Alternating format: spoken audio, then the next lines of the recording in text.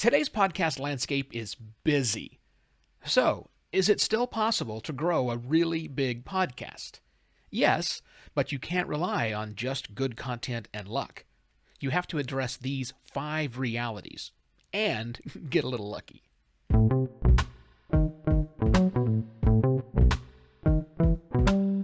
Hello and welcome to another podcast Pontifications with me, Evo Terra. What does it take to have a really big podcast? More to the point, what would it take for you to have a really big podcast? Now, I've talked previously about the need to focus on making great content.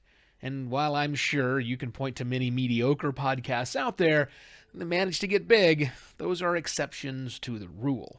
And you've heard me talk about the importance of making content that your audience loves. I know you've heard me say, know who you are for and why they are there many times. But you've also heard me say that podcasts tend to get the audience they deserve. So sure, make great content that fits in perfectly with what your audience wants, and your show has the basics in place that makes it quite possible for the show to in fact grow over time. But what if you want more? What if you're not content to just let it grow? What if you want to have a really big podcast? A podcast that's demonstrably big. How do you do that today? Well, this should come as no surprise. I'm not going to give you a recipe because a recipe does not exist for that. If one existed, everyone would follow it. So instead, I'm going to help you have a difficult and honest conversation with yourself. Specifically, I'm going to give you 5 realities, if you will, that will help you figure out whether or not you're really prepared to do what it takes to have a big podcast in 2022. Okay, here are those 5 realities if you really want to have a really big podcast. Reality number 1. Reality trumps a BHAG. Now, a BHAG, that stands for Big, Hairy, Audacious Goal. And no, having a big podcast is not a BHAG. It's only a BHAG when you can get really specific and you can define what that goal is. Now, you need to be able to clearly convey what you mean by a big podcast. What does that mean for you? And you also need to be very real about your chances. Do you want to have the number 1 show in your category, knocking the current leader out of the iTunes charts or the Apple Podcast charts, whatever we're going to call them these days? Or maybe you just want to be in the top 10 of those charts in your category. That's a BHAG for sure. But do you know what the people who are already on that list have done to get there? Do you know what sort of a new subscriber rate and engagement rate they get with their shows? If not, how will you know that you're trending in the right direction?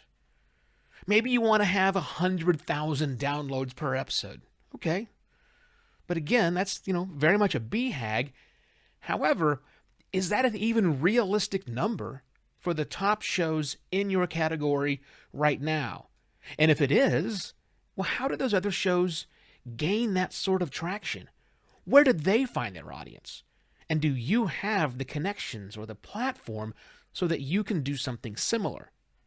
Because you need to understand what it is you can realistically, with a high degree of confidence, achieve. And no, getting lucky isn't something you should bank on. Reality number 2, become undeniably unique. Now look, I know that you and your show's special, and it's different from the others who talk about similar things as you do, but I'm sorry, special and different aren't enough if you want to have a really big podcast that defines the category. It needs to be demonstrably different.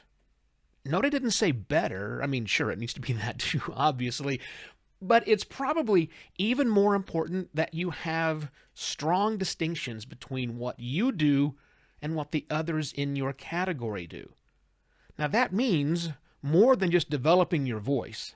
It means making sure that your voice is strong and consistent throughout your episodes. Sorry, no sitting back relying on your guest to do the heavy lifting. You have to put in the work. You have to figure out what you want to talk about. and to make sure that you are as integral to the conversation as your guests are. And make sure that your undeniable uniqueness, if you will, carries through to all aspects of your show. Your website, your social media shares, even the emails you send out. You have to share your voice in everything you do. Forget neutral. Bring out what it is that makes you and your show truly special. And don't shy away from that. And if that means changing from doing what you like to do in other channels, well, it's a price you have to pay to having a really big podcast, if in fact you still want it. Reality number 3, your angle is more important than your topic. I've talked about this before, but think about this. With a few million podcasts out there, we're way, way past the blue ocean paradigm. Yes, podcasting is getting crowded. There, I said it. But no, you didn't miss your chance. And yes, someone is already out there talking about the same topic as you talk about on your podcast. Being one more voice in an already crowded space isn't going to rocket you into big podcast success, now is it? So what's your take? Why should anyone listen to what you have to say on a topic that maybe already is well covered? Now, if you're citing your expertise, I'm just going to stop you right there. That is not enough to get someone to switch to you unless you are already the recognized expert in your category. You have to have an angle that clearly demonstrates why you and your podcast should be the authoritative voice. An angle that shows your perspective, a perspective that sits apart from all others who have a podcast on this topic, and an angle that makes it clear to listeners that what you give, they quite literally can't get from anywhere or anyone else.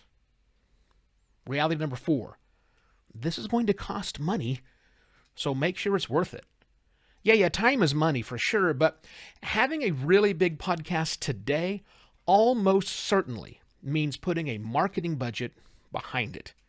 And it may also mean, depending on your skill set, hiring a team to help make your worthy of being huge podcast episodes. Perhaps jaw-dropping amounts of money on each of those. And that only makes sense if you know your ROPS. That's what I'm calling your return on podcast spend. Yeah, I just made that up, and no, I don't expect to catch it on. Whatever. Regardless, knowing what the payoff will be on spending serious money to make and promote a seriously big podcast is required. Unless, of course, you're independently wealthy, I guess. But the trick there is knowing the payoff. Knowing how to measure the payoff. I mean, sure, you could drop 10 to 15 grand per episode and hire a top-notch production firm to make your episode sound amazing, but how will you know that money was well spent? And how will you know you made any of that money back? What's your specific plan to recoup those costs?